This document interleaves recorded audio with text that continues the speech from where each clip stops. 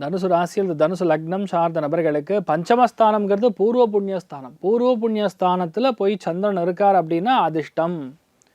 அந்த பூர்வ புண்ணியஸ்தானத்தில் சந்திரன் உட்காந்துருக்காருன்னா உங்களுக்கு என்ன வேணுமோ அது நடக்கும்.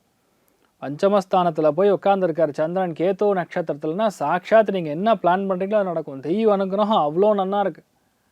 10 பேர் நம்மளை பார்த்து பொறாமப்படக்கூடிய அளவுக்கு லைஃப் மாறும். எதையுமே உங்களுக்கு ஈஸியாக செய்து கொடுக்கக்கூடிய ஒரு பிராப்தம் ஏற்படும். மனோ சங்கல்பம் நல்லா இருக்கும். எண்ணம் கிளியராக இருக்கும். ஓப்பன் மைண்ட் செட் வேணுமே. எல்லாத்துக்குமே இந்த ஓப்பன் மைண்ட் செட் இல்லைன்னா எதையுமே நீங்கள் பண்ண முடியாது. தள்ளி போயிட்டே இருக்கும். இந்த நாள் இந்த ஓப்பன் மைண்ட் செட்டு, குழந்தைகள் உங்கள் கூட ரொம்ப அந்யோன்யமாக இருக்கிறது, தள்ளி போகாமல், வேறு கல்யாணங்கள் செய்யாமல், அதாவது சுவாமிகிட்ட என்ன பிரார்த்தனை பண்ணணும்னு ஃபஸ்ட்டு நீங்கள் பிளான் பண்ணணும்.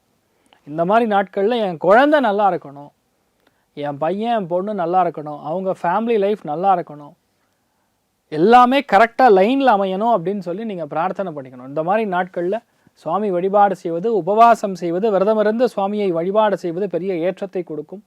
மிக முக்கியமான வழிபாடுகளில் இந்த திவ்ய தேசங்களில் எந்த திவ்ய தேசமாக இருந்தாலும் பரவாயில்ல, போய் சுவாமியை பார்த்துட்டு வாங்க, நல்ல மாற்றத்தை கொடுப்பார். ராசியா நிறம் மஞ்சள் நிறம்.